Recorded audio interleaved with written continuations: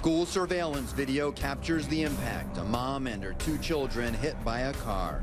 All of a sudden I felt the car, look down, and all I seen was my daughter's hoodie and some of my daughter's hair. And just started screaming, my kids, my kids. I was scared to death. Like she does every morning, Melissa Federico was just walking her girls to school. One of my child was under the car, and my other daughter was pushed out of sight. I could not find her. One daughter ended up under the car. Melissa and another parent pulled her out. But Melissa couldn't find her other child at first.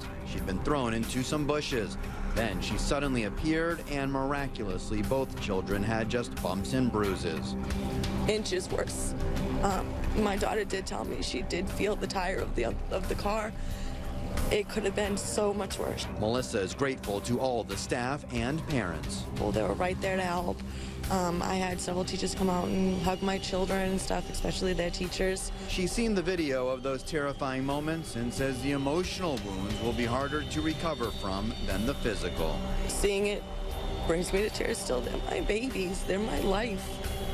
I wouldn't know what to do if anything was to happen to them. Who could blame her? And I told you that was a video that you would stop to watch. We're watching it. We're sharing it. One other note before we talk about this one with Lonnie. The Centers for Disease Control and Prevention basically giving us these numbers. 70,000 pedestrians injured in car crashes in 2010. So there's that number coupled with this astonishing video. All right, Lonnie, let's talk about who's to blame here. Certainly the driver, right?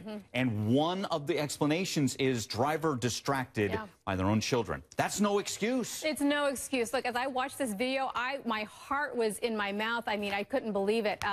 It's just heart-wrenching. And I was like, where'd the kids go? Where'd the kids go? But it is no excuse. Even if you have kids in your own car that are distracting you, that doesn't matter. As the driver, you have to put that driving responsibility first and foremost. So clearly the driver's responsible. Yeah, and it seems like drivers are more distracted than ever on a side note to that. Yeah. The best hope on a legal front for this driver is there's an insinuation maybe brake trouble, right? Well, yes, because then they can prosecute, you know, deep pockets, the manufacturer of the brakes, the manufacturer of the car. That's where the money would come from, because the driver's not going to have that much money, and then the victim would sue the manufacturer. So if that's the possibility, if that's the actual reality, then they can go after the car manufacturers. But if there's nothing wrong with the car, it's up to the driver. It's the driver's liability. All right, last one. I'm a dad, you're a mom, and I'll throw this to you.